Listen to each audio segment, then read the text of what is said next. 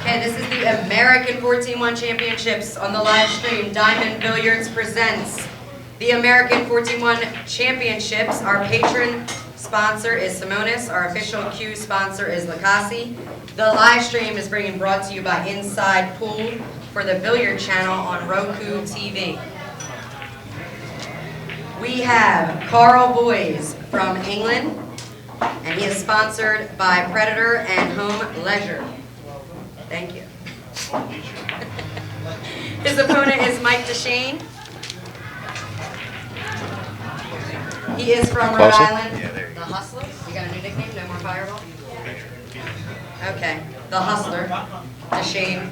His sponsors are Snookers in Providence, Rhode Island, OBQs, and Kings of Vapor. Lag for break, guys. Good luck.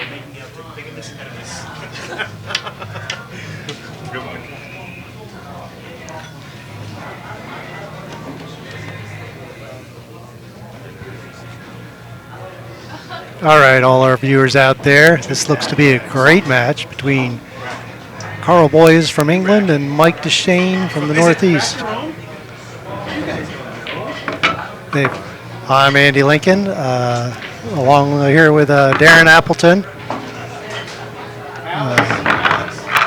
Talk you through this match, see how they go. Yep, very happy to be here. We've got a great matchup here. Probably probably the matchup of the night, I would say. Certainly, yeah. On the first day, on paper, I mean, but both players quite inexperienced with straight pull, especially Karl Boys. He's like my best friend in the pull world. I've known him a long, long time. He's never ever played straight pull until about 2 or 3 days ago when he come to my house. And his very first attempt, he run 197 balls. So that shows how good he shoots and now how quickly he picked up the game. But obviously, different when you get in a match situation. So it'll be interesting to see how he plays. And with Mike, he's maybe played about 3 or 4 straight pull events. He's done okay, but still learning the game as well. But both guys shoot so great, so both of them very capable of running the set out. But it's important to get off to a good start in these round robin formats. Don't look like the best break shot. Well, he failed to reach. He got lucky. It's been great. The 5-ball didn't reach the rail now. Oh, he does know these rules. I thought inexperienced players, they might not have caught on to that. Yeah, I told him yesterday actually that 2 balls have got to hit a rail after the break. And it looks like Mike just wants to talk about it a little bit. But that would be the best break. So I'm going to have you re-break. Yeah, and there's no shot here, so he has the option to make him re-break, and it's a 2-point penalty. I think Karl's asking why it's a 2-point penalty. He's coming to check with you, Darren. 5-ball did not hit a rail. It's -2. Yeah. And he gets to re-break. We're joined in the booth by the players.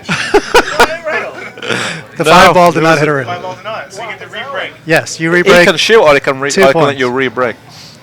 Only on Inside Pool TV, baby. We like to keep you close to the action, so occasionally we have them come off the table back to discuss the rules. That's funny. Yeah, if you're not really a really experienced straight pull player, there is some rules out there what's really difficult to know really. So the more you play, the more you learn. And a 2-point penalty is not really that big a deal. It's much better than leaving shots out in the open. Yeah, like there, if he scratched, like Mike would have taken a shot. Right. He would have had a shot, sorry, if he scratched. So Sure. he's pretty fortunate, really. I mean, it would have been nice for Karl. It would have been a good roll if he 5-ball would have got the rail, because I think he actually angled Mike as well. But this is take 2. Well, now he knows exactly where it is. So. Yeah, the only thing I would say is that he put the cue ball a little bit too wide. He should just maybe needs to bring it in a little touch, more towards the centre. But that looks pretty good. Well, look, this is really quite a nice break shot. Yeah, very good. And as we were saying earlier, both of these are very good pool players, just not so much straight pool. And there is a little bit of space with his cue ball. He may even shoot the 2, right? Yeah, I think the 2 ball definitely goes, and I think he's just looking to see where the cue ball is going to go after making the 2. It looks like a pretty natural kiss on the 8 ball, so he'd have to be quite unfortunate to not get a shot afterwards. But maybe he can come around the back of the 8 ball and kiss the 5. But but this is a tough shot anyway. He'll focus on making the ball. That's a good shot. A little bit unfortunate there, Andy. Well, he's going to just have to come with another one. Yeah, well, I mean, first shot's always tough, but this is no hanger. I expect him to make it. Wow. So first chance, first great chance for Karl really to get going here. Wasn't easy 6 ball, especially second shot of the whole match. If he'll have run a couple of racks and he had the same shot, he'd probably make it. Always a bit of nerves at the start of the match. He was definitely aggressive hitting it that firm as well. Yeah, maybe a bit of tension in the arm there. For Karl, just be looking to see which ball he wants for his break ball. There's quite a few options. The 3 ball looks okay. That's my first reaction. Maybe the 3 or the 10 from the monitor, I would say, looks a good break ball. Yeah, we haven't drawn the triangle on the tables at this tournament, so it will be a little bit tough to see what's a break shot. For example, that 9 ball is probably right on the line. Yeah. It's probably not a break shot. The 10 may or may not be kind of low, but the 3 and maybe the 14 up there are possibilities. Yeah, the 14 just looks a touch high to me. Right. I mean, the 10 looks okay because it's above the first diamond, let's say. And if he leaves a big angle on the 10 ball, I think he's pretty safe with a 10, I think. But like you say, it's hard to say until you're really down there. But I think the 10's okay.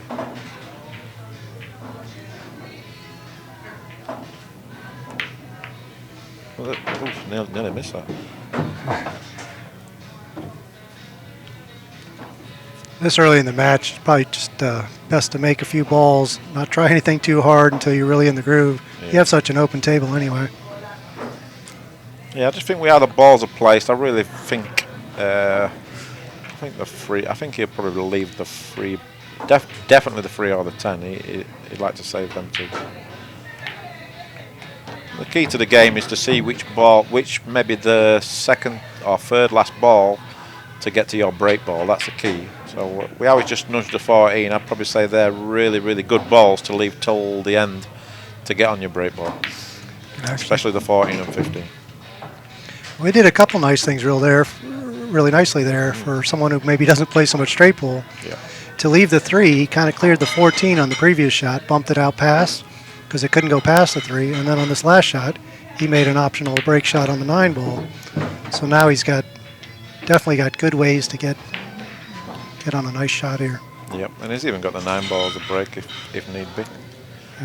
Karl's a specialised 8 ball player. That's his strongest game. That's the background he comes from in the UK. We English 8 ball, and I've always been a firm believer that if you're a really good 8 ball player, you should be a good straight ball player. Because when you get down to the last 5 or 6 balls, your strategy is very similar to 8 ball.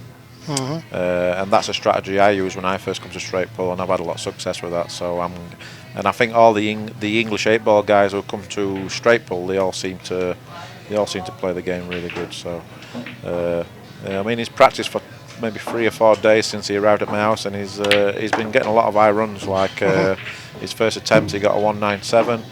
He's been running like 140, 120, 110. So he's been pretty consistent. And that was on a diamond table as well, so it's not like he's playing on a loose table. But he just shoots so great anyway, so I don't really expect him to really miss any balls, to be honest. I mean, like we all miss now and again, but he's definitely one of the best shooters in the game. If he did have a weakness, it'd be like concentration, and his cue ball is probably not as good as the real top great players. But at this game, I think his cue ball's pretty good. But just because how he shoots the balls, I expect him to be really dangerous in this event. Yeah, well, with numbers like that, you can certainly go deep into this tournament. And I think also it's like a really enjoyable challenge when you're playing in a tournament for the first time in a game you've never played, it adds a little bit more excitement and a little bit less pressure because you're not expecting yourself to win it or do really well, but you're just sort of playing and just to see what happened. And the same thing happened last year. Jason Clapp played in the tournament for the first time and he got to the final. The semi-final, and I think Karen played in the straight pull tournament for the first time and she got to the final. So that they just really focus on that, on having fun and just making balls. Well, if you keep making balls, you don't lose your turn. Yeah. Yeah, I think with these guys, they'll really struggle more with the safety side of the game. Yeah. So that's where the really great straight pull plays. If it does come a safety game, that's where the advantage will be. Right. And it doesn't, a game like this between two offensive players, there's a chance we won't even see a safety in this game. Yeah, and like I said, he left the 14 ball for the 3 balls a break ball. If he gets a good split here, then he's going to be looking at another rack, and that's going to build confidence. So there's a good possibility he could put a really high run together, or he could even run out the set. Yeah, and this is about as good a break shot as you can get anyway. Yeah. So expect the rack to be quite open after this shot. The only thing that Karl's not so sure about yet, is which part of the stack to hit with the cue ball. I've sort of been trying to tell him which is the best ball to hit with certain break shots. But it's different when you're out there and you're playing a match and you're sort of maybe second guessing yourself how are we going to contact the stack, because there's lots and lots of different styles of breaks and which part of the stack you want to hit, whether you're playing with draw or follow or like stun, where there he sort of played like a little stun draw, which worked out okay, but he really should have really fired into that a lot more, I think, to really get the ball spread out, but he's worked out okay. Yeah, and like you say, that could be the experience of him not being exactly sure where the cue ball's going, so let's just hit this at medium speed and, move the balls around. He can move a couple here even. Yeah.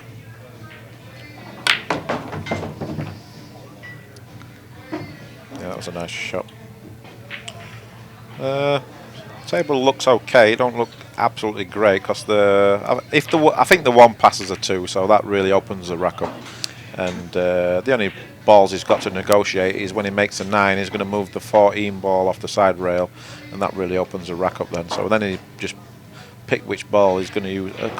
And the good thing is that when he makes the 1 ball, if he can leave a little angle on the 1 ball, so when he makes it, he'll just kiss the 11 to make it a break ball.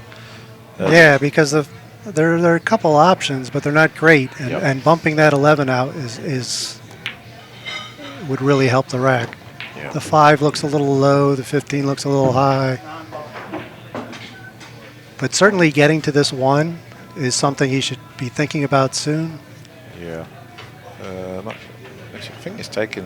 Is he taking the 9? The 9 he might. ball, I can't tell if this 4 goes past the 15. He may have to be shooting the 9. I'm not so sure he can even see the 6.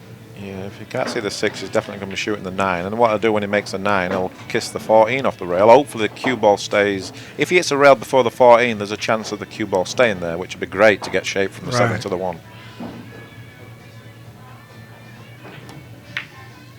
Oh, it looks a little fat there. But it's not a disaster. He can still shoot the 1. Obviously, he hasn't got the angle to bump the 11. But he could. But if he can shoot the 1 and get low on the rail, and then he can play the 10 and just maybe kiss the 2 and the 11. So there's still a lot of options for him in this rack. He might have to play the combo here. He might play the combo, the 8-6, or he'll shoot the 1. If he played the combo, he might actually push the 5 a little bit higher for a break shot. The combo is very dangerous, especially when you're jacked over the ball. Yeah. The only problem with this 1 is I think it's quite a long reach. Yeah. The only good thing with the 1 ball is that there's a little angle on it, so it's not like he's going to worry about the double lip. Yeah. Usually, if you got to play straight through the 1 ball, you're really tentative, and you sometimes you double hit the cue ball, or you don't hit the object ball hard enough, and you don't hit a rail. Yeah. You get so nervous about it that you don't even put a good stroke on it. So this is no gimme. Just got to put a good stroke on this. And the 5 ball's a good break ball now. Also. Yeah.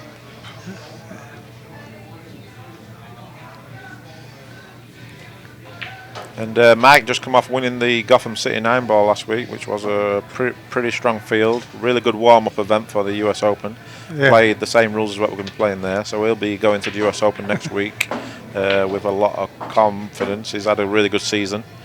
He's had a really good year, and he's more or less locked up his spot for the Moscone Cup, so he'll be looking to guarantee his spot there next week. But more importantly, he'll be looking to be in the finals, really, the US Open. He'll be, I'm not too sure he's done so great in the US Open. So, with the improvement he's shown this year, he's definitely going to go to the US Open as one of the contenders to win the title. Yeah, I think you're right, because if anybody watched any of that Gotham City tournament, that was one of the stronger fields I've seen in any non-US Open tournament in America. Yeah, it was really strong. And but you're going to see an even stronger one after the US Open at the Steinway Classic. Oh, yeah. I mean, that field is just absolutely sick. It's like a World Championship field. The Chinese guys are going to be there, all the guys from Europe, all the guys from Taiwan, all the guys from the Philippines. I mean, that's going to be like an amazing tournament. So this is quite a good 3 weeks of pool here. Yeah, Gotham City, straight pool, US Open, and Steinway. Yeah, I like what Peter's done here. Last year I think we played this tournament in September, if I remember rightly. So this year moved to October, which I think is the best thing possible because he gets more top players from Europe and Asia.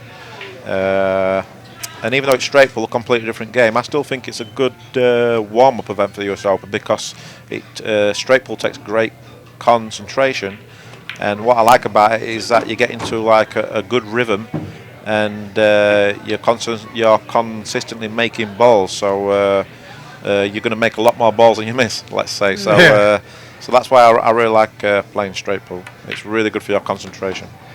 Yeah, last year we had actually intended the same thing, and then the US Open got moved a couple weeks, and we had sort of already set the date.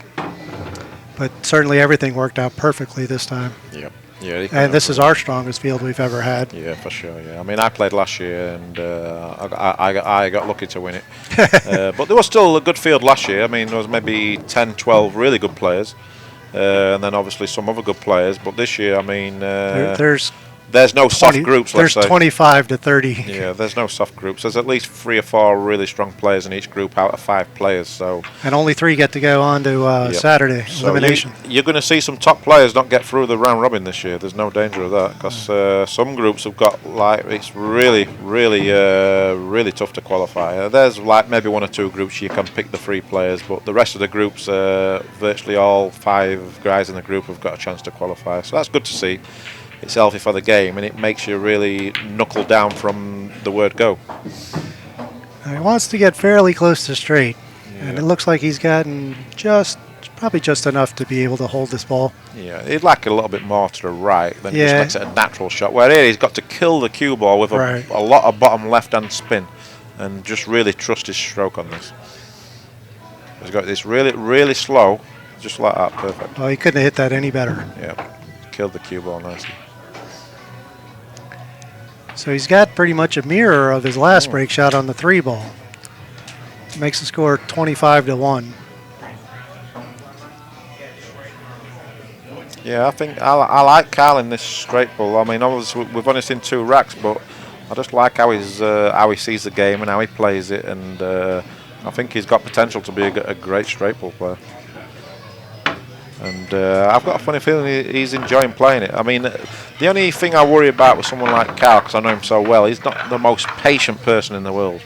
So when you're sitting down and your opponent's running, let's say, 100 balls, and it takes him like 4 or 5 minutes, that's the only side of the game what I'd worry with Karl, is that he sort of thinks, oh, it's not really for me. It's a bit like if you're sitting in your chair, it is, in my opinion, like the loneliest chair in pool. Like even not playing all games, I'd probably say straight when you're sitting in that chair for 45 minutes and you don't move. To me, it's like I call it like the electric chair. It's like just torture. Especially if you're playing a slow player. I mean, if you're playing a slow player and that guy runs 100 balls, I mean, it's very difficult to get back up and. Good luck making your next shot when it's the other end of the table. Yeah, it's difficult to get back up and run like a big run yourself. So this way this is the side of the game where you got to show a hell of a lot of patience, and the only question mark I'd have with Karl. We'll see if he hits us a little firmer than last time. Yeah, that was he a good did. break. Very good break.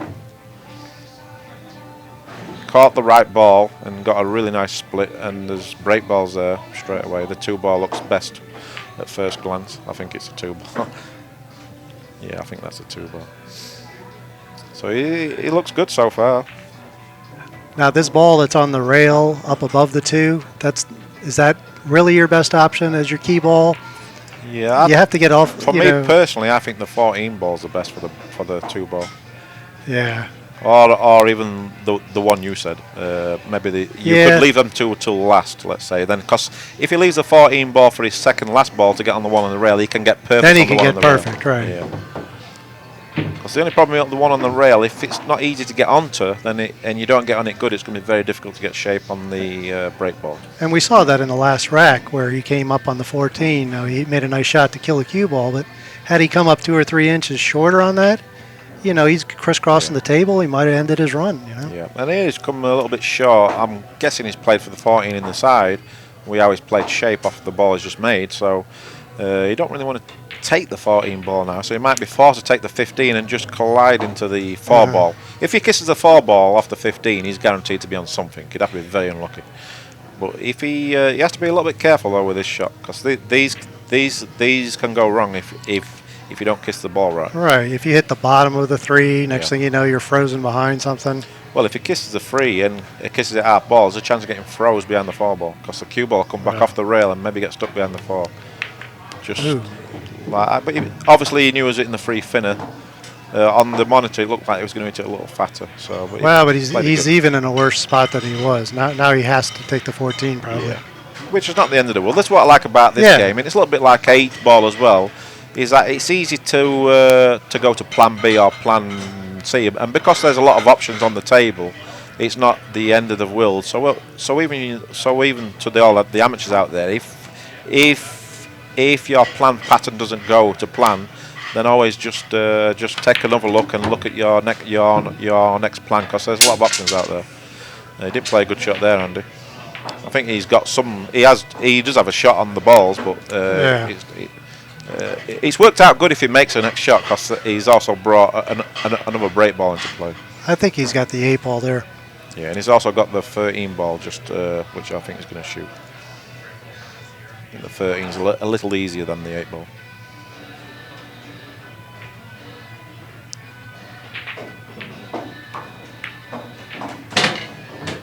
Like I say, he isn't going to miss many balls, I guarantee you that. He's certainly in control of this rack now, but doesn't really have to move anything anymore. Might play the 11 on the side. The 11 can't go past this 2 ball, so if the 2 ball is his break ball, the 11 would go in. Now, if he's going to play that new stripe that he created for a break shot, it won't matter as much. Oof, he ain't that bad, but okay.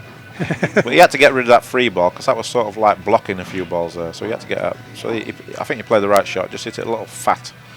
Yeah, and certainly when there's 10 or 12 balls on the table, if you've got a ball that's sort of in the pocket but not a hanger, take a look, especially these bottom 2 corner pockets. Chances are they're blocking something you're going to need to do later. It's always best to try to take care of them. Yeah, I didn't really understand that shot, to be honest. But this is where the game can really confuse you if you're like not an experienced straight pull player, because he had a lot of options. You see, like he had 2 or 3 break balls there, and the balls are laying really nicely, and he's sort of maybe overthinking, thinking, shall I do this, shall I do that? And it's easy to let your mind just get scrambled a little bit. And but now, obviously, just taking that ball away might help him, because he's thinking now, right, definitely the 4 ball's going to be his break ball. Yeah, in a way, it kind of gets him a little more focused. Yeah. But like you say, I would have got rid of that 11 ball earlier when he was straight in on that 11. Because now he's landed a little bit funny on the 7. It's not. He can't just stop it and play for the 11. So he needs to really. He needs to get that 11 ball out of the way very shortly.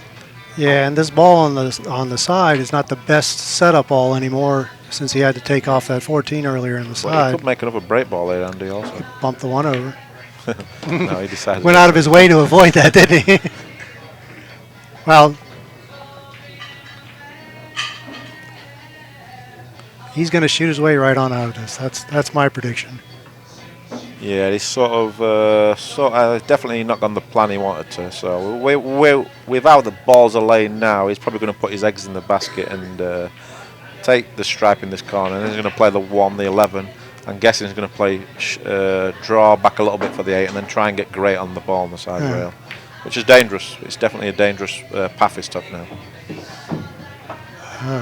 There's even a case for leaving the 11 till last to get on the break ball. You know, as long as you can get on that 1 fairly straight, I kind of like going 8 to that side now. The only problem is the 1's in a good spot to set up the 11 in the side for the key ball, but you can't really, the 11's sort of in the way of where you want to be on the 1 almost. Yeah. I think just across the way, I know his game inside out. I've got a feeling he's going to go with the 1, 8, and he's going to play 11, shape on the 11 for the corner. And then he just draw the cue ball back a little bit. That'd be all right. Ball, which is okay. But now it just requires really good positional play, especially this when he plays the stripe to the 11. It's important to get good on the stripe on the side rail, and then it's important to get really good shape on the 11. And now I think he has to go up to the end rail, doesn't he? Yeah, I think he purposely did that just to make sure that he can get close to the rail as possible. He needs to get to. It's important to get close to the rail with a cue ball, which he hasn't. Okay, so now there's a lot of unpredictability what's going to happen here. Yeah, it sort of confused me a little bit with the last 3 or 4 shots. He looked like he was looking at the end rail, and that seemed like a good way to just roll up and come back down nice and straight. Now, I don't know if he comes out and he bumps this 11, goes between the 2 and plays on the side. I mean, he's just sort of landed a funny angle. He can come in between the 2 balls, but he needs to make sure he gets the right side of the 11. Of course, focusing on making this shot. But he hit the rail first there, which is not good. But he got very lucky. Very well, lucky. He actually hit rail first with a cue ball there, and he's landed just straight enough so he can roll up and get him. He was very fortunate there. Yeah. If he comes up 1 inch shorter, suddenly this is hard. Yeah. 1 inch short would have been very, very hard to get. And even this, he's got to really focus to roll up. Yeah. He hit that on the wrong side of the pocket, so he's left a little less angle than what he wanted to. He may have been so close to the 11 that he didn't feel comfortable following through, avoiding the double hit. And he was, he kind of pushed the ball instead of stroking through and rolling up. Because even on the line he was on was fine if he rolled up another few inches. Yeah, he just sort of struggled at the last 7 or 8 balls of that rack. Like I said before, maybe there was too many options for a break ball, and he sort of got scrambled a little bit. But still, you're going to have a lot of situations like that where you've got to really scramble to get on your break ball. It happens to the best of us, so it's all part of the learning experience. But I mean, he's on a run of 41, I guess, so he's putting a nice start to his straight pull career. Yeah. 41 and still batting. And I can't really tell, but I seem to think there was a tiny bit of angle here where he might be able to pop out and push that 5 down. Yep. He needs to put his. I would imagine he hasn't got his extension with him, which is really going to kill him here. Oof. If he had his extension on his cue, he could have put that on because obviously it's a bit of a reach and he can really fire. But he actually lost his extension last week at the Gotham City competition, and he's getting it sent here to this hotel. They're going to send it for him, but obviously it isn't going to arrive until tomorrow. So. Should have FedExed it overnight. Yeah, but he may be okay. Well, that was. He definitely hit it nice and firm and got some things out. It looks like the 11's there, the 5's even there. So I'm guessing you play a lot of straight pull, Andy. Yeah? I play a lot. I don't execute as much as I see on the table. And you were going to play in the tournament or not? I'm in the tournament, yeah, filling out the brackets, so to speak. Who do you have in your group? I haven't looked, but a young guy from the Netherlands, Marco Tucher. Oh, Marco Tucher, yeah, he's a good young player. He played fairly well against me after the first 2 racks, and then he ran from 17 to 100 with just 1 safety in between. That's good. Yeah, he's from Holland, and they play a lot of straight pull over there. Yeah, there's quite a few of them here. Yeah, I think there's quite a few of you Englishmen here too. Yeah, we've got 3 English, 4 players from Holland. Ivo Hartz, Marco Tucher, Nick Vandenberg and Niels Fine. So a good international field this year. Got some Filipinos here.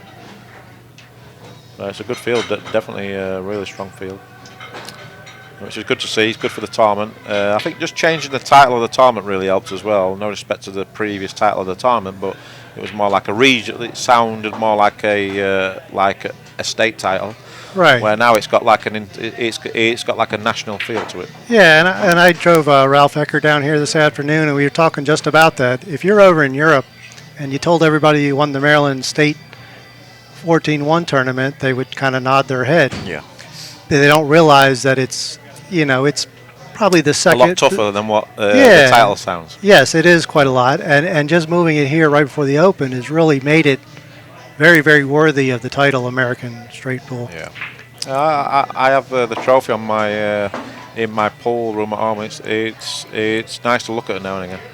Because in like 30 years' time, I'm going to look at that and think, oh, that's a nice title to win. Yeah. We just ran out of pool rooms in Maryland to play at.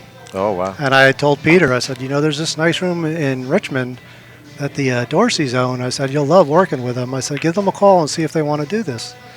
And they said yes immediately, and they've been great hosts. Yeah. And, of course, this is a really nice room in a really nice area, good food, full bar. Yeah, this is a great room. I'll probably say one of my favourite rooms, just because it feels like a family room. The staff are awesome. The owners are really nice. I actually met the owners about 5 years ago in Vegas at the BCA trade show. Really nice couple, and there's just like a family atmosphere here, and people are really nice, and really very, very nice clean room, and the food's really good here also. So it's something I'd look forward to coming back every year. Yeah. Just previous to that shot, Karl played a great shot in the side pocket on the from a tight angle. He's got a lot of work to do here. Yeah, he vaguely considered playing the 10 ball here and blasting things open. Yeah, he's played for the 6. I don't know if he's got there though. I think he's a bit short. Unless he's got a combo, maybe the 9-10 He seems to have a combo. plan here. He doesn't look. The 9-10 combo looks close to me. Yeah, I don't know. I think you're right. I think he was trying to come out another few, maybe 6 inches on the 6. Yeah. And now he's got to play this 9. It's. Well, the 6 would have been perfect. If he'd got in the centre of the table, the 6 ball would have been great. But he's like a good 2 feet short of where he wanted to be. Yeah, and I don't. He's playing safe. He's going to play safe. Hey, we That's a said shame. we weren't going to see this in this game. Yeah. Yeah, I think the 9-10 is a makeable combo, but not with that ball in the way. Yeah, I was thinking that. Yeah. I think he needs to hit it a little fatter. You know what I mean? So Yeah. the ball's just slightly in the way. So he'll be frustrated with that, because that was a good opportunity to really put a big lead together. But it's still a good lead in a race to 100. You've got a 40-point lead. It's and he's left this shot. That's a good lead. The speed there was very important. He really needed to get down onto that end rail. There was no danger of a ball kicking out, but the 6 ball is sitting there, and I think Mike Dechaine will absolutely fire at the 6 ball. Yeah, no danger. This has got a great opportunity. It's a natural shot as well, because you don't have to worry about the cue ball. He's just going to punch the cue ball, and he knows the stack's going to split. Yeah, played that good. May get unlucky. No, I think he would have got unlucky, but the cue ball a ball come across and kicked the cue ball out the stack. Yeah, he might have had the 9 ball in the side pocket, but he might have been jacked up shooting one of those balls up in the corner too. But I would say it's still been a bit unfortunate how they've split. I mean, let's look at the balls. They're not laying nice for a break ball. He's got 2 or 3 really tricky shots, and got to play some good. He's got to play some really good shots here to finish this round. That was a good shot. That was a very aggressive shot. He put that ball on the side very firm and came down, and it really opened up just as good as you could have hoped. Yeah. Sometimes, I mean, it's very important to get rid of your problem balls as soon as possible. Yeah, and that upper left is certainly one you want to get rid of, but if you may actually use it in your end pattern. Yep. I like trying to get the 7 out of here so that the 4 or the 8 has a home.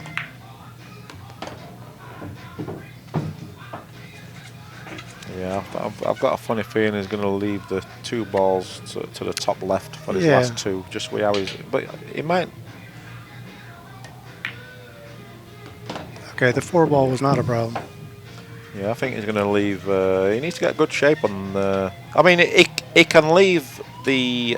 It's hard to see the which colour. I think it's the not the ball on the rail, but the I think he's going to try and get straight in on the ball on the rail now if he can, and then he can just draw the white ball back a little bit, and then he can take the other stripe into the right hand side centre, and just draw the cue ball back.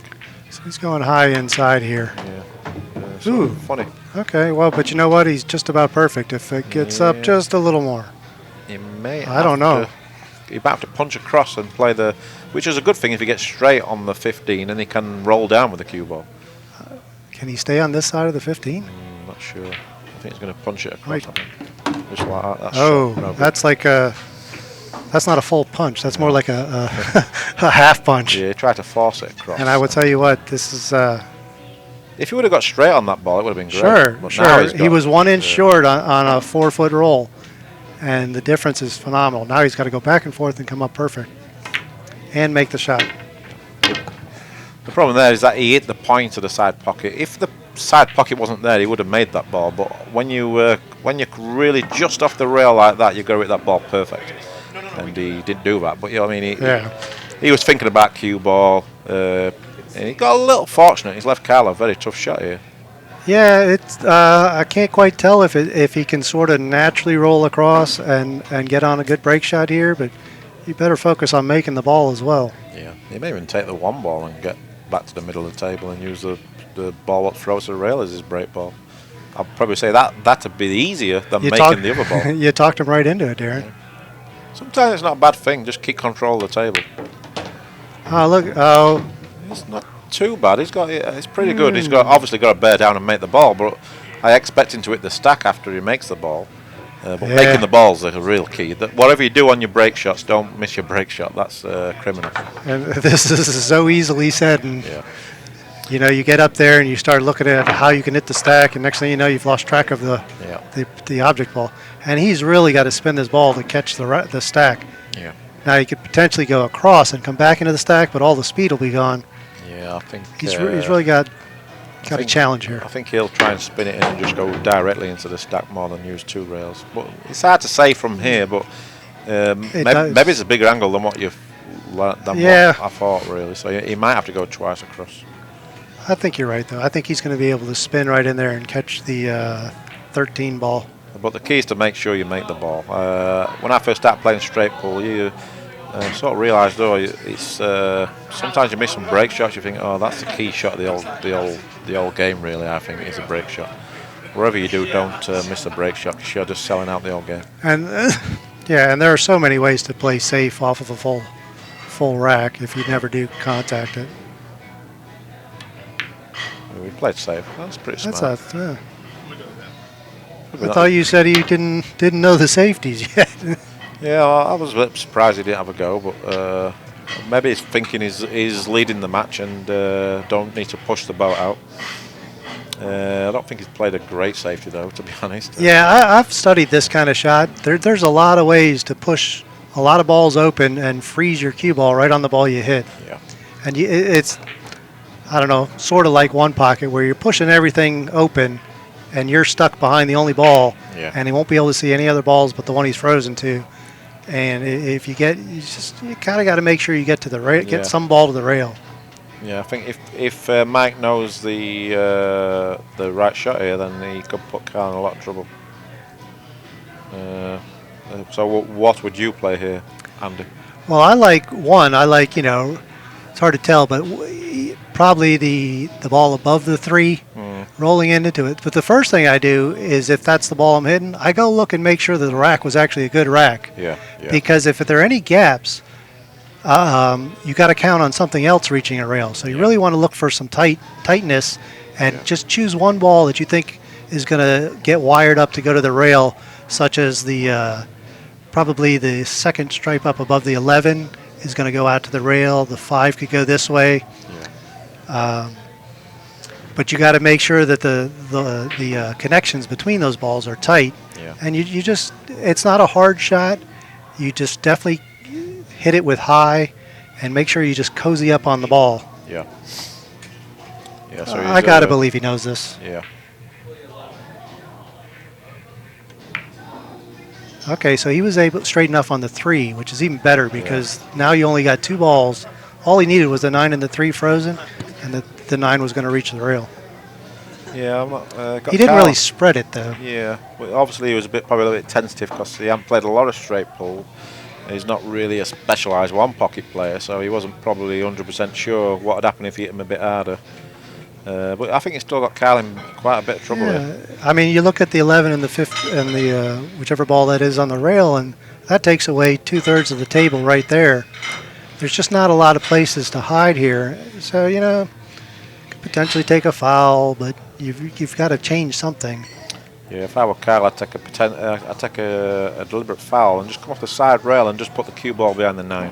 I think that's a good spot. Because then Mike's not going to have such an easy shot to play a deliberate foul back, but he might be tempted to play safe himself, and then obviously Karl doesn't have to worry about the free fouls.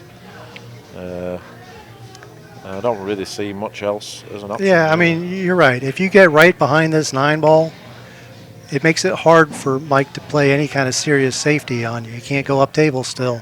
I don't like what he's playing here. Yeah, it's hard enough not to scratch in this corner if he's trying to thin this. Maybe he just... He played it well, really. I mean, he's left him a shot in the 9. Did he actually thin this? Yeah. Did he thin He's left him a shot, and Mike's really, really one of the best in the world at cutting balls back. There's no doubt about that. Yeah. So and if he makes it, he's hoping all they'll stack. Yeah. So Karl, he's hoping, praying that he misses this, really.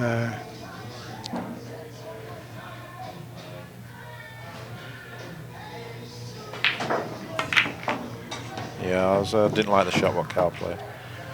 I think for someone this level, I fully expect him to make it, just because he's so good at cutting balls anyway. But he wasn't as thin as what Karl really wanted the cue ball frozen to the rail, and he left it about 2 inches off the rail. Yeah, and I like taking that foul where you're just not even fooling with trying to get a good hit. That's just a lack of experience playing. He'll learn from that shot. Just that shot alone, I think next time he'll take the foul. He's not likely to forget this if... yeah, and that could be costly. Yeah.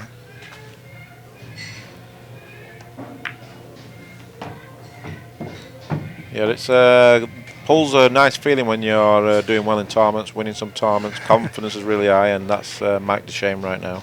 He's had a lot of second place finishes this year, so obviously that was playing on his mind a lot. So it was nice for him to win a decent sized event last week. Sorry, give him that little bit more belief that he can get the job done against the top players when it matters, and that's going to give him a lot of confidence, even for this tournament, but more so. Obviously, he's a renowned rotation player, so next week will be his main priority. But he'd obviously love to win a straight pull tournament, especially when you've never won one. It's always nice to win a different game for the first time. Yeah, now last year, Mike was doing just fine going into, I think, the final 8 maybe, or maybe it was the final 16, and I didn't see the match, but I think I heard Karen Core pretty much ran 125 out or so. Yeah, or maybe it was 2 turns. Yeah, it was 125 if I remember to -2, I think. Yeah, it may have been on 2 turns, but it was certainly she had 2 innings. Yeah, I think 2 innings. It was certainly she was in control of the match completely, and Mike just. Yeah, sometimes that's the way it goes. You just don't get an opportunity. Maybe he had 1/2 opportunity, and that's it. It's a cruel game. Is pull, like you can be playing your best pull, but it doesn't matter who you are. Like if you don't come out of that chair, you might as well be the worst player in the world. And if he was at -2, he probably even recognized not to do something silly on his first shot. Yeah, I mean Karen's a straight shooter anyway. And he knew that, and that's probably why he was taking the fouls in the beginning. Yeah, she plays good. It's a great achievement, really. I mean, one of the best achievements in pool, in my opinion, for Karen Karl to get to the final last year. I don't think people realise too many. She probably didn't get. I mean, it's just a great achievement for a woman to get to a men's final anyway, but especially a big tournament, men, and playing straight pool as well. Shows that women are strong. You know what I mean? I mean, there's some women out there they shoot as good as the men. Just the strategy of the game probably not as strong. But when it comes to shooting the balls, there's a lot of them girls can really play. There's a lot of girls in Asia who've got beautiful cue actions. There's like 4 or 5 of them what I really enjoy watching play. May have been before you came over to the United States, but Jasmine Ocean had a phenomenal world tournament, Charlie Williams tournament, where she, I Yeah, forget how she semi-final. finished, but I think she Semi-final. finished third, right? Yeah, that was a great achievement. She had beaten Oliver Ortman, I think, or maybe Mika Immonen. Yeah, Jasmine plays a lot of straight pull in Europe. Yeah. Every year they have the European European Championships, and they play all the disciplines like 9 ball, 10 ball, right, 8 ball, right. and straight pull. And she's been playing in that since she was like 10 years old, like through the I remember. the junior ranks and now the ladies. I think she's probably won it like 10, 15 times or something crazy. The straight pull. I played her at Charlie's World Tournament several years ago, and she got up, I think, 36 to 9 or 36 to 9, and actually left me a shot, and I ran 49, which is one of my better achievements in a high pressure situation, and went up 57 or so to 36 or 34, and she went ahead and ran them out. Yeah. 64 Yeah, or she so. plays that game strong. I'd have to say that she's the best lady straight pull player, just because she's the only one what really plays it. Like, she's got a lot of experience playing the game, where Alison's not got a lot of experience playing it, Right. and also Kelly hasn't. And Asian girls, I'm guessing they've never played it at all. Right. But if they did decide to play it, then they'd be dangerous in these type of tournaments. Maybe 6 or 7 of them would be dangerous. I mean, some of them Asian girls, they just play amazing. Simeng Cheng, and there's a girl called Fu, Ga-Young Kim, all them, Alison. I mean, maybe the guys would be running scared, I think, of some of them girls. Maybe I not show up if they start letting all the girls play. Your ego couldn't take it? No, I actually played Jasmine, in the World 8 Ball a few years ago, and she beat me in the men's tournament. She played unbelievable. And the problem is that that was a bad miss. But the problem is that I was sort of showed her like not enough aggression when I was playing against her. It was like, oh, I'm playing Jasmine. She's obviously pretty, and it's hard to have the same mentality playing a woman and it is a guy. For me anyway. And I just didn't. But she played really well.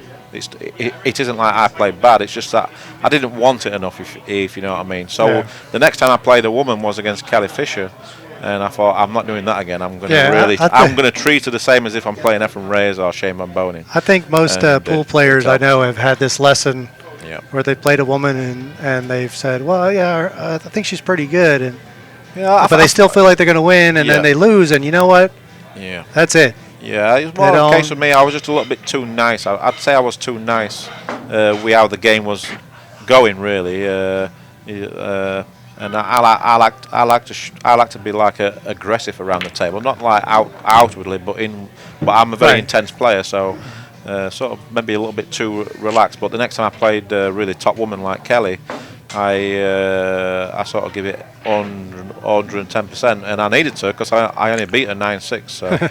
I mean, they're really strong, you know what I mean? So just a few shots ago, Mike Dechaine looked like not sure exactly what happened, but he ended up sort of jacked up where he really didn't have a shot, and he kind of played the 6 up in the corner, and he didn't threaten the pocket too much, and so Karl's back at the table with a chance to extend this lead.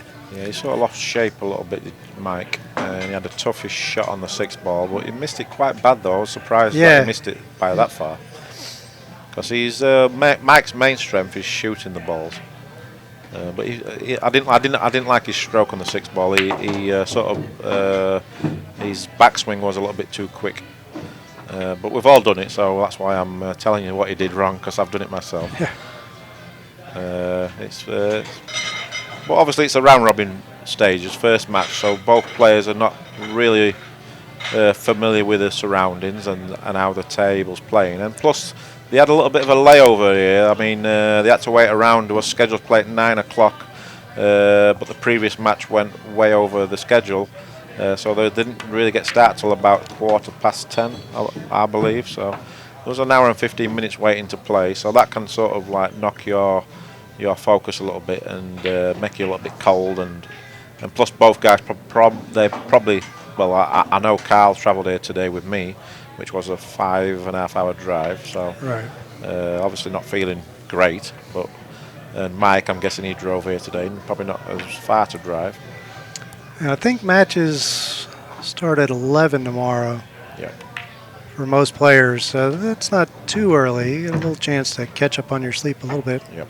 Yeah, I think everyone will be a lot fresher and raring to go tomorrow. Plus, we've got a long day, play 4 matches. If you haven't played tonight, tomorrow you play 4 matches. Right. The guys what played tonight will play 3 matches tomorrow. So, but straight pull, I sort of like that because you get it's nice to get a nice flow going. I think straight pull's a lot less stressful than 9-ball, just because there's a lot less luck involved in the game. So.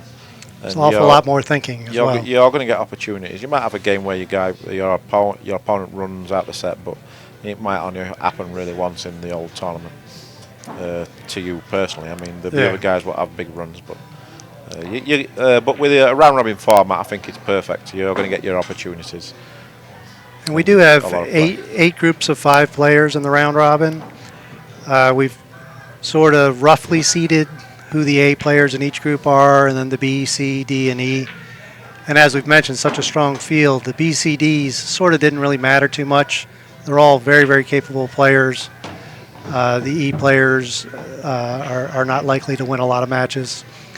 The DE players played in the first round, and right now all the BC players are playing, and the A players got the perhaps the advantage of not having to come so early to the tournament.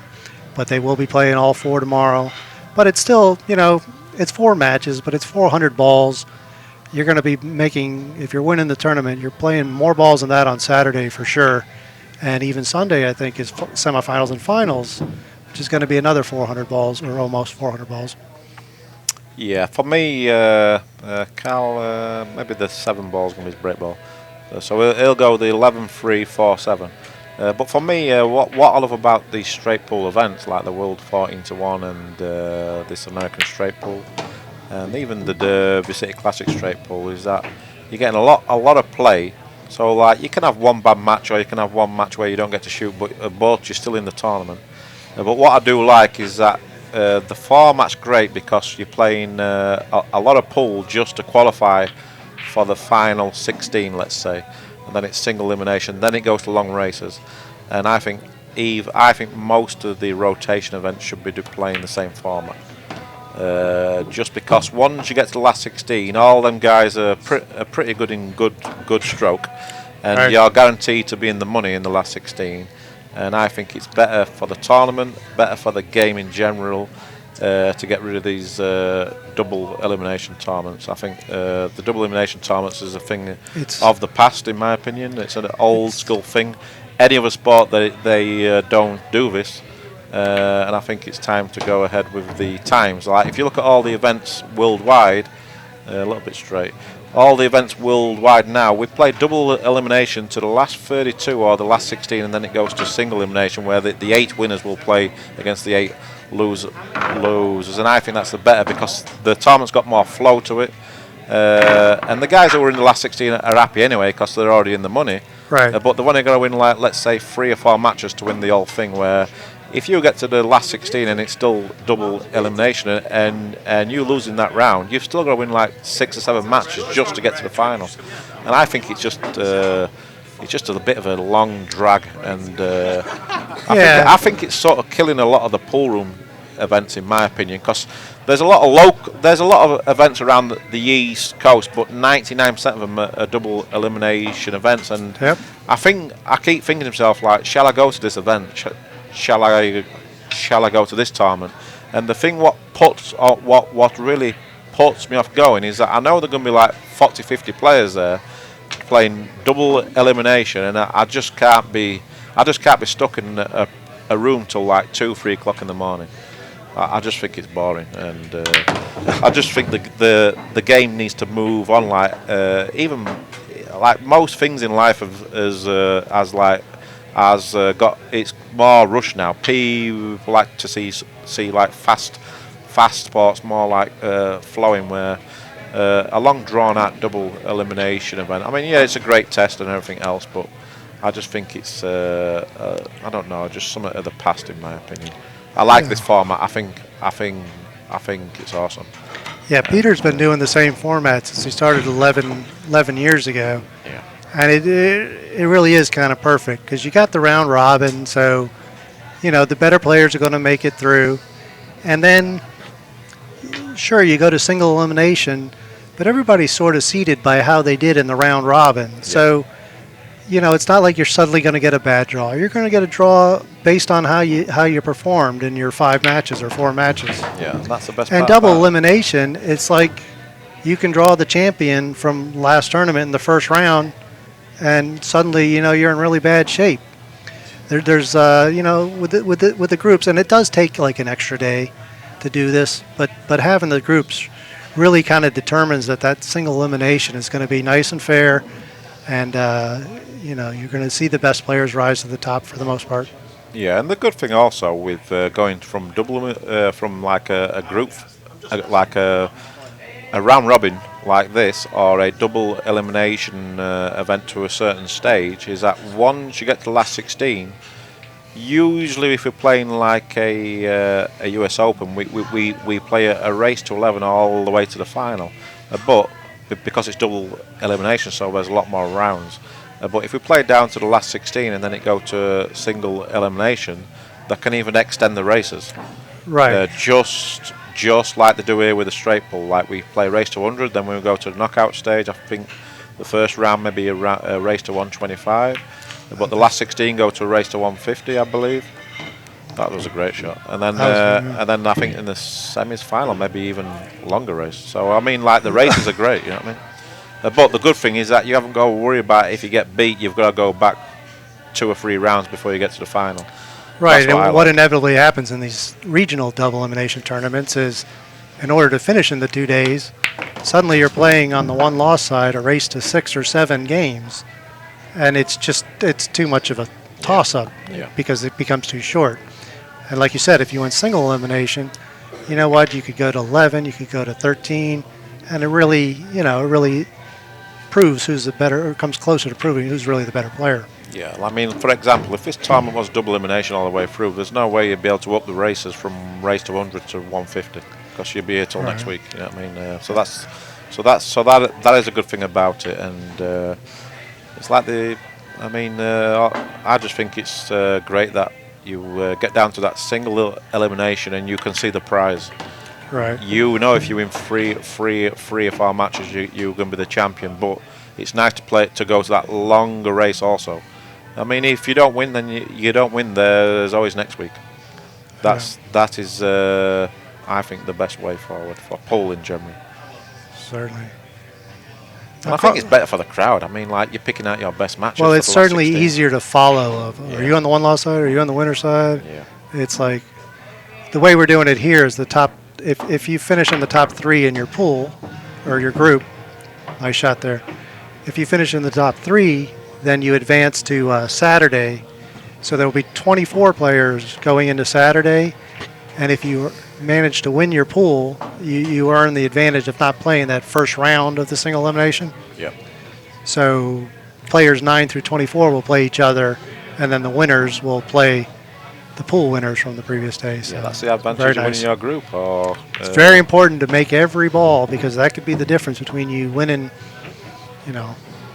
on those occasional, out of 8 groups, we'll have 1 or 2 where no one goes undefeated, and it will come down to, either how many balls you made or head-to-head, things like that. Yeah, but the also good thing with this is that you can play your way into the tournament. Like a lot of rotation events, like 9-ball, 10-ball, 8-ball. I mean, it's sometimes you don't even get an opportunity at the table. Yeah. And you're on the one-loss side after the first round, and then you need a miracle to win the. Then you have to wait 4 hours for your next match. Yeah, then you go in like 15 matches to win the tournament against like great players. Like, I mean, it's virtually impossible. I only can think of it ever been done once, and that was the US Open when Mika lost his second round match. And he went and won like 15 straight to win the US Open. That's got to be one of the greatest achievements ever in pool. But I mean, at least with this, you know where you stand, and you're going to get a lot of play anyway with your group format. And then once you get, he's going to have to take the 8 in the top pocket. He's seen the shot before, And last time he came up a little short. This time his cue ball to the object ball is comfortable distance away. Just needs to really roll up to where he pointed. He really solved a nice rack here too. Yep. He had some balls tied up and got them all out of trouble. That was a nice shot. Really took away the angle and almost made it a straight-on shot. Yeah, Mike made a couple of mistakes. Karl maybe made one bad mistake, so it's been decent. I think Karl maybe, I'm guessing like 71. Was that a full rack? I think so. Yep, so he's sort of getting close to the winning line. Only really 2 more break shots. He's gonna. Well, 3 actually. He will If have he's to on go. 71, yeah. He'll have to slightly go into the next one. I think he likes this type of angle on the 4 ball. Like for me personally, I'd like a little bit more angle, but he likes punching the cue ball. He's really more of a centre cue ball player, so he likes to really punch it with a touch of left. Just got to be careful not to lose the cue ball up table too much. I mean, it's not easy. Sometimes you just want to get the right contact, and but don't baby this break because it's easy to get stuck in the stack or even come off the stack and scratch in the bottom left. So it's important to commit to your stroke on these break shots. He's going to go into the 3 or the 5. Well, whatever you do, don't miss the ball. Yes. Easy to miss this because it's not a big angle. I like your last thought. That's your last thought. Don't miss the ball. Yeah, I've really telling myself because sometimes you take the break shot for granted because it's easy. Yeah. And it's easy to take it off the break ball because you're thinking about where the cue ball's going to go after it hits the stack. And he came up a little unfortunate. He spread them out. Doesn't have a great first shot. Yeah, he's got probably going to take the 6. Yeah. As long as he makes a 6, he should be okay. Yeah, it's going to roll into all his trouble. But I'd play this with follow. He's drawing this, I think. Yeah, I would never do that. But everyone's a little bit different. I don't know what he actually did with the cue ball. He sort of played. Looked like he was going to draw it, but then it rolled right on through. So he's worked out great. He's got to make sure he doesn't tie balls up here. Yep. Yeah, that's a good shot. Perfect. Okay, very nice. So you'll probably see him try to move the 9 at some point fairly early so that he can play the 13 in this lower, perhaps near the end. And there's 3 balls that are close together here in the middle. And I think he's going to go ahead and solve one of that right now. Yeah. It's a really nice rack to get into a groove. He's likely to have a good break shot on that 8. Yeah, it's always nice when you got 2 balls close to each other. That both can be a break ball, the 13 and the 8. So that really mess your angle up a little bit. You don't have to pull off a miracle shot. You just take the other one. Yeah, well, he needs to make sure you get good. He needs to get early. You don't want to be leaving this 2 ball near the 15. Yeah, much longer. I think he wanted to get this 9 out of here. Well, if the 15 ball passes the 2, then it's no problem. But it's not easy to get great on the 15. I think he wanted to get straight in on the 9 ball, and he he's didn't. Going 9 to the 7. He's okay. I think he's played for the 15. Ah. So that's good. I mean, the 15 goes and is clear. I'd like to thank Peter Burrows for really helping keeping straight pull alive. It's amazing because I've only really been playing straight pull since 2008, and I haven't in 7 years I've probably played in 18 straight pull events, which is a bit sad, really. Yeah. So I'm averaging like just over 2 straight pull events a year. Well, there really are only 2 big ones. Yes, I mean, like we got the Derby, which is a pretty good event. That's a fun event, right? But that's a different style of straight pull because you qualify all week to get in the top 8 scores, and you can have as many goes as you want. And you just keep paying your $100, but it's still a very enjoyable event because you can play at your own leisure, let's say. And then once you get to the final 8, they have a quarter-final, semi-final, and final. So I really enjoy that one as well. But they used to have 2 others. There was doing one at the Valley Forge, Alan Hopkins event for a few years, but they stopped that. It wasn't a big one, but still playing straight pull. Still really good players in it. And we had one in Vegas for a few years also, but again, like same thing where you'd like qualify for like 3 or 4 days, or you try and qualify. To finish in the top 8 scores, and then you'd have a single elimination. But them 2 events have disappeared. Well, I think the Valley Forge one is the same people who did the Derby City, and they had wanted to do 2 a year, and then they decided to just move it to Derby City and focus their added money there. I think it was actually Bob Jewett was involved. I think. With Bob, them events. Yeah. And Bob is here Yeah, Bob, as well. He Bob's won his a first great match. supporter of straight pull. He's put a lot of money into straight pull, I think, out of his own pocket over the years. So it just shows how much some of these guys really want to keep it going, and just how much of a great game it is, really. I mean, I'd have to say it's probably my second strongest game now after playing 8-ball. So I've really fell in love with it. I mean, I've had a lot of success playing straight pull. We outplayed as much as I would like. So, and at one time it was the main game. So it's pretty amazing. I'm thinking, maybe I should have been around 20, 30 years ago. You're too young. That was a very nice shot there. Yeah, great. Tell you what, with the bridge. Yeah, that really couldn't have come up any better on this ball. Yeah, I'm guessing he's going to take the 3, but he might leave it till the end. Just because the 5 does go in the side, but I'm guessing he'll leave the. I would think he's going to leave the 5 till last. Yeah. Yeah. He really could have gone around the corner. Yeah, but that's okay because the 5 goes in the side, so there's a lot of things he can do there. He'd like to get a bit closer to the 8-ball off the 5. You don't want to leave it straight in where you got to shoot the 8-ball from where the 5 is. Let's say you want to get it looks perfect. Yeah, and you know he put that cue ball, moved it 3 feet or so. Had he moved it 2.5 feet, he would be shooting a much longer 8-ball break shot. And where he got just past the angle, now he can roll up exactly whatever distance he likes. Yeah, and he's I like how he's playing because he's using really his 8-ball knowledge, really to work his round. To work his way around the patterns. He's using his 8-ball knowledge. And I think except for one rack, his patterns have been really good, Andy. Yeah.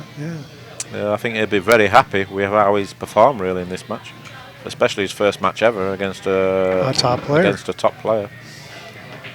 So that puts him on 85. So he still needs 85. He just needs this rack. He just needs the full rack.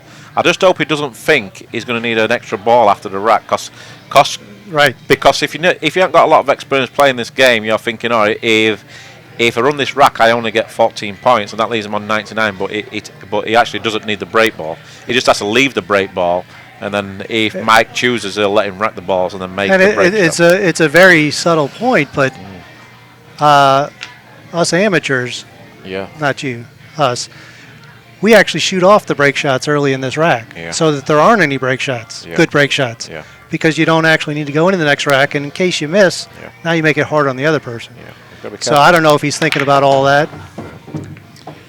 Well, he's okay. He got the ball in the side pocket, but he has to make sure that he doesn't worry about looking for a break shot. If he thinks he needs a break ball in his next shot, he could find himself in trouble. Right. If you spend your whole rack strategizing on how to push out a break shot here, you're running a lot of risk that.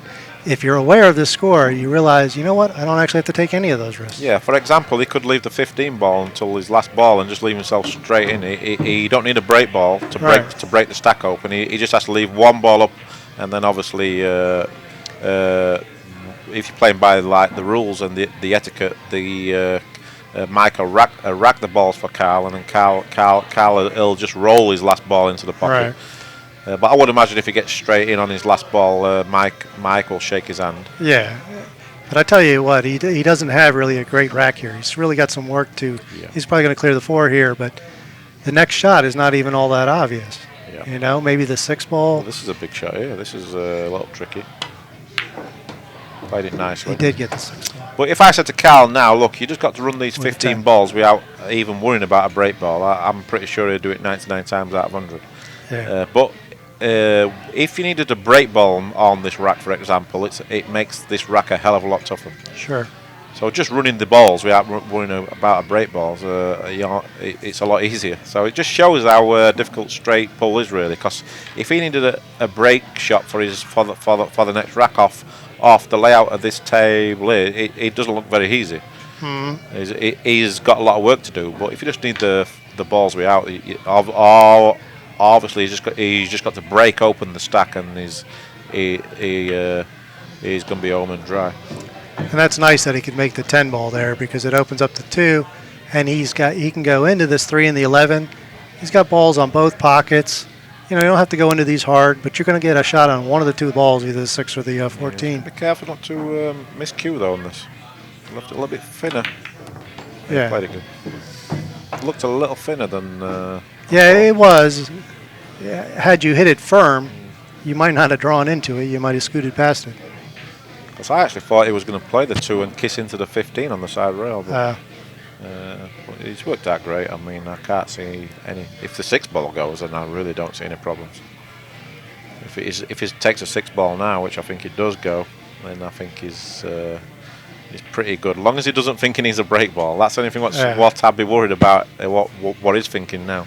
The only thing about the 6 is your cue ball is going to kind of drift up, and now you're going to still have this 14 ball blocking the 3, and the 9, 11, 1. Something still sort of has to happen there, either a perfect order, or they got to get moved a little bit. But I like this. Yeah. I like this. You can. That was a good shot. And the good thing with straight pull is that we play all ball fouls. Yeah, when you're jacked up over those balls, it's already happened to somebody in the first round. You can't let your sleeve touch the ball, and yeah, I don't like the rule. When I first went to American, a guy I played, he touched the ball with his hand. He says, "Oh, you can do that." I says, "You're joking, aren't you?" I've never really agreed with that rule, just because I come from snooker, an English 8 ball, and we've always if you touch a ball with your hand or your sleeve, if you fouled yourself, you'd always show the sportsmanship and tell your opponent you made a foul. Obviously in a pool it's a hustling dog's world, let's say, so obviously they let people touch balls just because it saves all the arguments, let's say. Right, and it's a shame when you're altering the rules just to avoid the arguments. Yeah. And that's what's happened with Rack Your Own 9 ball as well, So even though there's straight pull's not a bigger game as what it used to be, I still think it's definitely one of the best etiquette games out there. Well, I'll tell you something about Peter Burrows. I think his family was friends with Willie Mosconi. Yeah. And used to have him over to the house, and he's played games with Willie Mosconi several times. I think that's probably even 50 years ago, just sort of stayed with Peter, and that's partly why he keeps trying to keep the game alive here. Yep. Yeah, and I think the players appreciate it. I mean, we all love playing, and this field's going to get stronger and stronger. So, and and the good thing is that he's not looking to be stale with his prize money. I mean, his prize money is going up every year, or he's trying to make it better, which is great, and it encourages more people to come and play. Yeah. So Karl looking good here. Well, oh, okay. He's going to have to play the 1. Yeah, you don't miss these. And this is nice because the 11 is probably the only ball that goes here. Yep. So he's by playing for that 1, he really gave himself a chance to come down here on the 11. Yeah, now this is a big deal about whether the 6 is in the rack here. He's going to roll the 6 in and then he can make the 6. Great performance. He's won this match in 2 scoring innings, a 41 and 59. We'll see if Mike tosses the ball. So very impressive. Looks like Mike's just going to let him shoot. I'm guessing he's conceded. Wow. You didn't rack the balls. I mean, surely he's... Well, now I mean... Is he being serious? Mike's really supposed to rack the balls, not himself. Well, Mike's supposed to rack the balls, but I think... And he doesn't move. Mike's just I think he's just playing with him. I can't believe he'd be serious about this. Oh, he really is arguing this. See, this is absurd. Well, this is where, for me, Mike loses a lot of respect with a lot of the players because of this stuff like that. There was just no need for that. To me, this is where he lets himself down. I really thought he was just trying to poke fun at him. I think Mike's been serious, He's sitting there thinking... I will tell you, if he calls Peter over... I think Karl's attitude would be, look, if you want it that much, you can have it. That's what Karl will say. If it continues.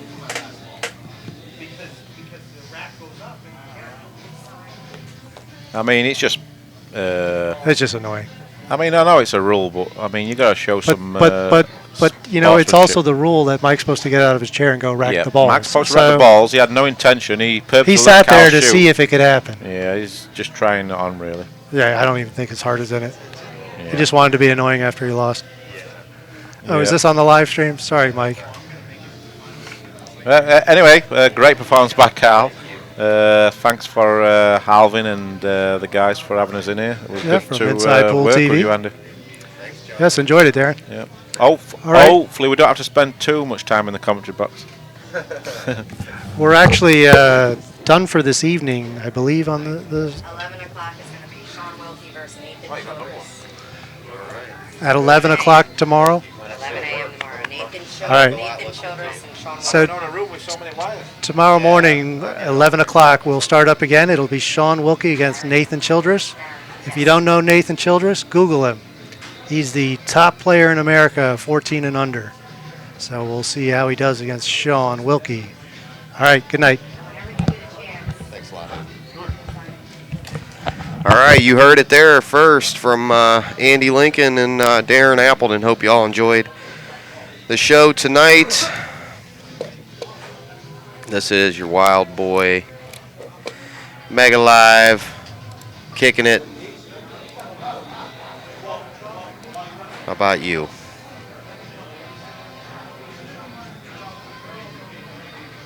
Great to see everybody out there, and thanks a lot. We'll be talking with you again in the morning. And stay tuned on the Billiard Channel for more pool matches and cool stuff, content like the World Pool TV show that we're making right now. Recording a reality TV show about my crazy life and all of you that are involved in it. So stay tuned for that. Doug Woo's here with us filming. Got some other people helping produce it, and we're doing the live stream all at one time. That's how we roll here at InsidePool.tv on the Billiard Channel. And stay tuned for more pool action. Live, baby.